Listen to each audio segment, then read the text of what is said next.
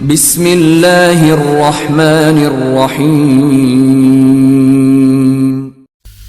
اللہ کے نام سے جو رحمان اور رحیم ہے۔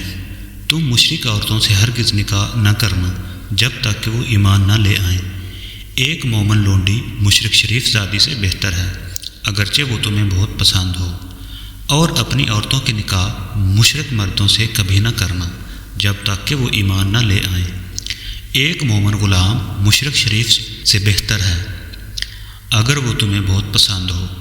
یہ لوگ تمہیں آگ کی طرف بلاتے ہیں، اور اللہ اپنے اذن سے تم کو جنت اور مغفرت کی طرف بلاتا ہے، اور وہ اپنے احکام واضح طور پر لوگوں کے سامنے بیان کرتا ہے۔ توقع ہے کہ وہ سبق لیں گے اور نصیحت قبول کریں گے۔ پوچھتے ہیں حیض کا کیا حکم ہے؟ کہو وہ ایک گندگی کی حالت ہے، اس میں عورتوں سے الگ رہو اور ان کے قریب نہ جاؤ جب تک کہ وہ پاک صاف نہ ہو جائیں، پھر جب وہ پاک ہو جائیں تو ان کے پاس جاؤ، اس طرح جیسا کہ اللہ نے تم کو حکم دیا ہے۔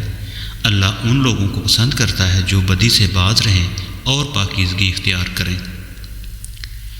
تمہاری عورتیں تمہاری کھیتیاں ہیں، تمہیں اختیار ہے جس طرح چاہو اپنی کھیتی میں جاؤ، مگر اپنے مستقبل کی فکر کرو اور اللہ کی ناراضگی سے بچو۔ خوب جان لو کہ تمہیں ایک دن اس سے ملنا ہے، اور اے نبی جو تمہاری ہدایت کو مان لے انہیں فلاح و سعادت کا مدعا سنا دو۔ اللہ کے نام کو ایسی قسمیں کھانے کے لیے استعمال نہ کرو جس سے مقصود نیکی اور تقویٰ اور بندگان خدا کی بھلائی کے کاموں سے باز رہنا ہو۔ اللہ تمہاری باتیں سن رہا ہے اور سب کچھ جانتا ہے۔